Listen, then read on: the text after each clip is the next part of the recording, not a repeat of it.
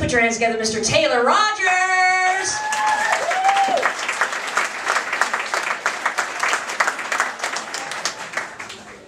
Thanks so much, Faye. So, don't you guys hate it when another dog sniffs your butt right after having his snout in the water bowl? I mean, I just want to say, hey, I didn't want an enema over here. You know what I'm saying? Guys, don't you hate it when you're chasing your own tail and that really hot poodle from across the street sees you? I mean, how embarrassing, right? You know, it's just like fucking taking me to the vet, have me put down right now. You know what I'm saying? You know what I'm saying? Guys, I'll be honest with you, I didn't really understand what I was supposed to do for this brother wolf thing. I thought I was going to be doing stand-up comedy for actual dogs.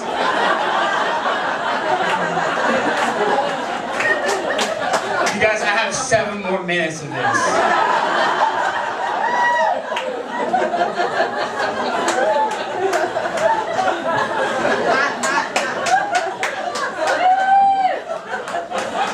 Guys, I'm just joking.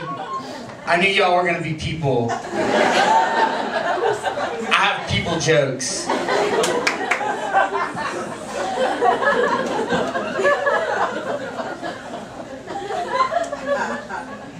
So, I was taking a walk the other day on the Blue Ridge Parkway, and I eventually came.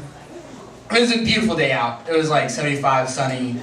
And I came to this like rocky outcropping, and I sat there for a while, and as I was watching one of the most beautiful sunsets I've ever seen, I was just kind of overcome with the majesty of nature, and I thought to myself, man, if these rocks could talk,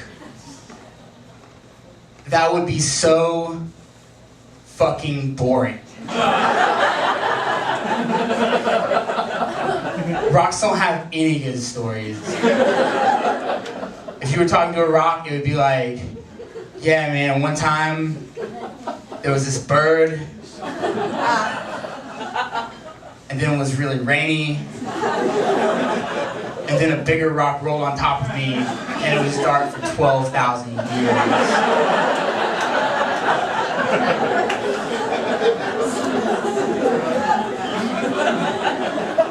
Man, rock, that is dull. I'm partially composed of quartz. I'm really sorry, Rock, but I just cannot identify with anything that you're saying.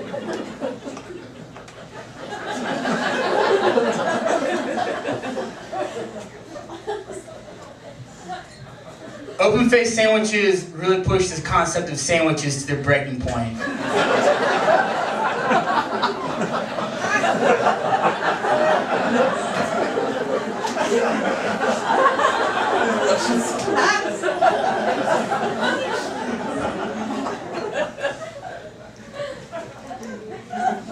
Guys, I was like, next time I sell this is a bunch of stuff about like rap music, but I'm kind of looking at the demographic of the audience right now, so I think I'm gonna switch it up.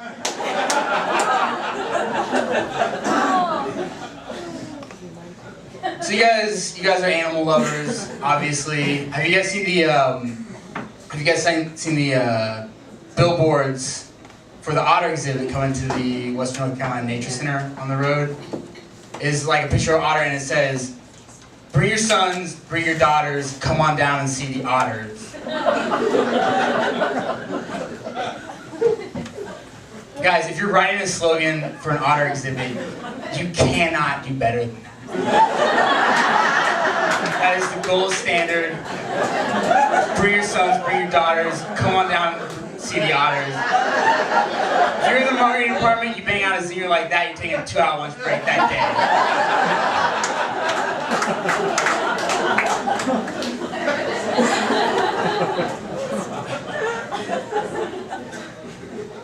Because I know what y'all are thinking. You're like, who's this guy? Seersucker shorts, glass of wine, is he a movie star?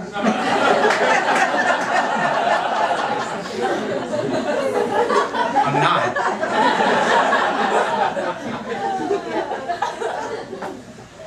So, a few years ago, I was living with my parents in Waynesville, which is like 30 minutes west of here. It was kind of a low point in my life. I didn't have a job. I didn't really have any friends. I didn't have any money. I didn't really know what I was doing with myself. So I was like, man, I gotta get out of this place. I gotta do something. I need some money to move to Asheville. Asheville's cool. Asheville's got more people. It's got young people. Like, how am I gonna get money? My parents said, hey, why don't you have a yard sale? You can sell all of our old stuff. And I was like, that's it. That's what I'm gonna do. That's how I'm gonna improve my status in life. This is my big break. I'm gonna sell my parents' detritus to weird people down by the volunteer fire department. This is a great plan. I'm feeling very optimistic about my future. So I got all my parents' stuff together and I put an ad in the newspaper. I was like, come on down to the yard sale like 7 o'clock in the morning because you gotta go early because yard sale people are weird. They're early risers. An early rising breed, you know what I'm talking about. You look like a veteran of yard sales. Like, which side have you been on? Which side of the trench have you spent the most time on? The selling or the buying? I don't know, I'm not good at crowd work, guys. Let's get back to the story.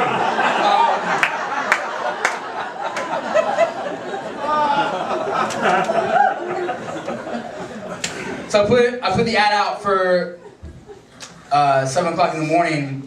I get there at like 6:30, there's a guy already there. He's in his car, he's waiting, he's old. And I'm like setting shit up, and I'm just like you can just come and see, I'm not gonna like cut a ribbon, just like come, it's not that formal. And this guy gets out of the car, and the thing I was most excited about selling at this yard sale that I thought I was going to get a lot of money from, these little glass apothecary bottles. They were vintage, they looked really cool, I liked them a lot. And as this guy was coming towards me, no joke, this guy had a bottle collector cap on. It said like bottle collector, like North Carolina bottle collector union, local like 586, whatever. And as he was getting closer, I saw it. And I was like, oh my God, this old guy is going to lose his fucking shit when he sees my little box. So the guy starts looking around, he starts rooting around, and he like finds the bottle, he's looking at it very intently, and I kind of sidle up to him, and I'm like, hey man, you know, like, I'm not gonna bullshit with you. Like, you're clearly a man who knows what he's talking about. You're clearly a connoisseur. Like, I respect that, you know. Like, real recognizes real. Like, I get that, you know. So I'm gonna tell you what I'm gonna do. Normally, I was gonna charge people $1 per bottle. For you, 75 cents per. You know what I'm saying? Like, and the guy looked at the bottles. And he looked at me, and he was like, I think I'm good. And he got in his car, and he drove off. And that was the lowest point in my life. Like, I was living with my parents. I was living with my parents. No friends, no money. And that one bottle guy didn't even want my bottles. I have questions about the bottle collecting community after that experience. That guy's hat, bottle collecting union, local number, whatever. There's a 3-digit number on there. That's too many, like, local chapters of a bottle collecting union for North Carolina. I feel very firmly about this. I feel if I was organizing the infrastructure of a bottle collecting community for North Carolina, I would be like, we're gonna have 4 chapters. One for the mountains, one for the Piedmont, one for the coast, a 4th one for the Charlotte, Gastonia region. It's a major metropolitan area, more people, more bottles. That's what I've always said.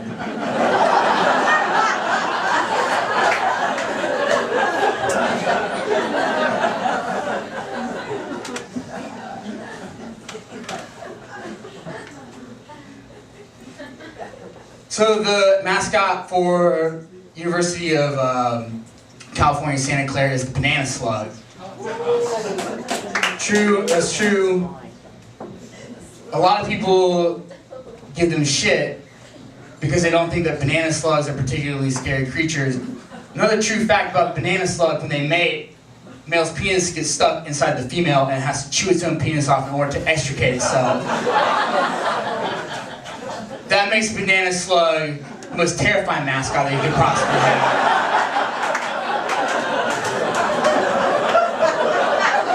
You're projecting to the other team, we're gonna fuck you and then chew our own dicks off.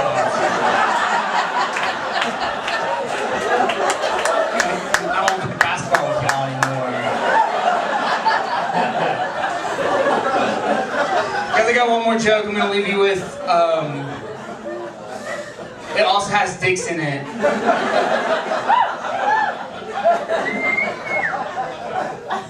So my boss introduced me to this new expression recently. Whenever he's having a really bad day, he'll be like, man, I swear to God, I feel so unlucky that I could reach into a barrel full of pussies and pull out a dick.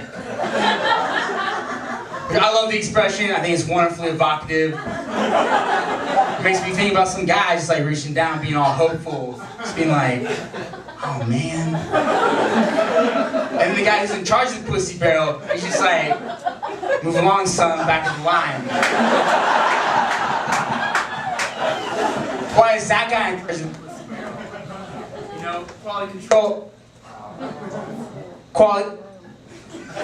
You guys see? Okay. Quality control obviously isn't his forte. I feel like I would have gotten bigger laughs on that if I hadn't experienced technical difficulties. I feel like the sound guy is really fucking with me.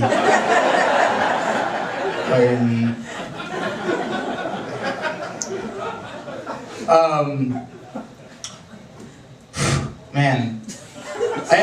I totally forgot where I was. I'm Taylor Rogers. Thank you so much. Have a great night.